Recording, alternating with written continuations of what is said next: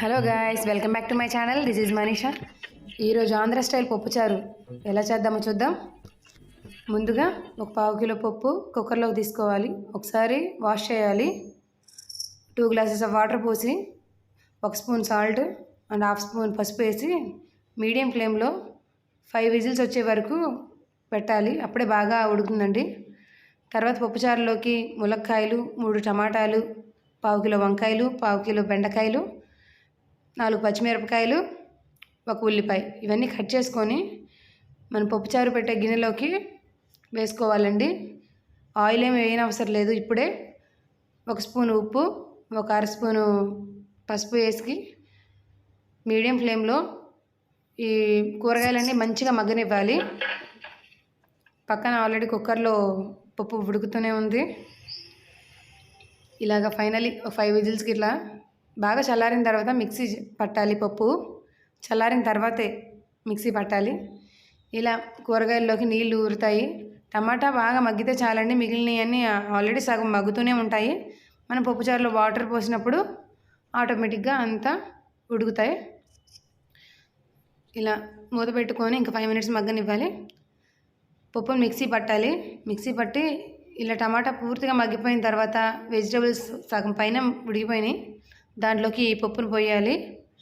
పోసి ఇందాక మనం చింతపండుని నానబెట్టుకున్నాం కదండి, అది మంచిగా పిసికేసి దాంట్లోకి గుజ్జు, వాటర్ మొత్తం పోయాలి. ఇవి రెండు మంచిగా కలపాలి. ఇలా మంచిగా కలుపుకుంటూ దీంట్లో ఇంకా వాటర్ పడతాయండి. ఒక 3 లోటాల వరకు వాటర్ పోయాలి. పోసిన తర్వాత మనం ఉప్పు చూసుకుంటూ ఉండాలండి. ఇలా వాటర్ పోసిన తర్వాత కొంచెం ఉప్పు పడుతుంది వీటిలోకి. మళ్ళీ ఉప్పు ఒకసారి చూసుకొని, కల్లులుప్పు అయితే బెటర్ అండి. పప్పుచారులోకి కల్లులుప్పు కొంచెం వేసుకోవాలి. కారం ఎక్కువ పట్టదు. కారం ఎక్కువ వేస్తే మళ్ళీ ఎర్రగా కనిపిస్తాయి. ఒక 1/2 స్పూన్ అంతే చాలు కారం. ముందుగానే కారం వేసుకోవాలి. ఇలా వేసుకొని చక్కగా మొత్తం ఒకసారి కలపాలి. కలిపిన తర్వాత ఈ కన్సిస్టెన్సీ చూసారండి, ఇలాగా ఈ మాత్రం పలసగా ఉండాలి. తర్వాత ఇవి మరిగి మరిగి కొంచెం దగ్గర పడతాయి కదండి. పప్పుచారు మనం ముందు పలసగా ఉన్నాయన్నా తర్వాత బాగా చిక్కబడిపోతాయి. చల్లారిన తర్వాత అయినా ఇలా మూత పక్కకు పెట్టుకోవాలి. ఒక పొంగు వచ్చేంత వరకు హై ఫ్లేమ్లో ఉంచాలి. ఇలాగా తర్వాత మీడియం ఫ్లేమ్లో చక్కగా కూరగాయలన్నీ ఉడికిపోతాయి. మీడియం ఫ్లేమ్లో పెట్టాలి. స్టవ్ హైలో పెడితే పొంగిపోతుంది, దాని టేస్ట్ పోతుంది.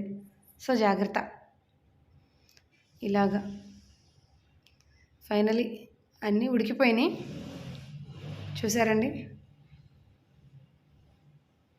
చక్కగా మరుగుతున్నాయి. బెండకాయలు, వంకాయలు అండ్ ములక్కాయలు చక్కగా ఉడికిపోయినాయి. ఇంక ఇప్పుడు లాస్ట్లో కొంచెం కొత్తిమీర వేసుకోవాలి. అండ్ నెక్స్ట్ సీక్రెట్ ఇంగ్రీడియంట్ మా అత్తయ్య స్పెషల్ పప్పుచారు అండి నాకు నేర్పించింది. బెల్లం ముక్క ఖచ్చితంగా వేయాలి, అదే టేస్ట్ ఇస్తుంది పప్పుచారుకి. మా అత్తయ్య ఫేవరెట్ అండ్ మై ఫ్యామిలీ మొత్తానికి. ఇంకా స్టవ్ ఆఫ్ చేసుకొని తర్వాత తాలింపులకి రెడీ చేసుకుందాం. ఒక గిన్నెలో ఒక 3 స్పూన్స్ ఆఫ్ ఆయిల్ పడుతుంది. ఎక్కువ పట్టదండి పప్పుచారులోకి. ఇలా ఆయిల్ కొంచెం హీట్ అయిన తర్వాత ఎండుమిరపకాయలు వేగనివ్వాలి. ఇవి వేగిన తర్వాత మనం వెల్లుల్లిపాయలు చితక్కొట్టుకొని వెల్లుల్లిపాయలు, జీలకర్ర అండ్ తాలింపు గింజలు మొత్తం మంచిగా వేగనివ్వాలి.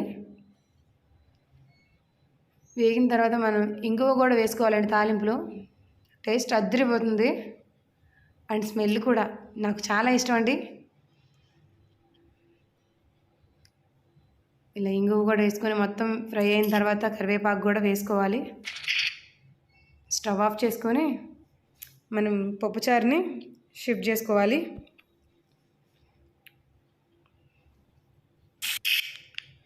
చూసారా ఎంత బాగుందో కదా. My favourite item. మీలో ఎంతమందికి పప్పుచారు ఇష్టమో కామెంట్ చేయండి. మా అత్తయ్య ఫేవరెట్ అండ్ నా వంటకాలన్నీ మా అత్తయ్యే. సో దిస్ ఈజ్ పప్పుచారు.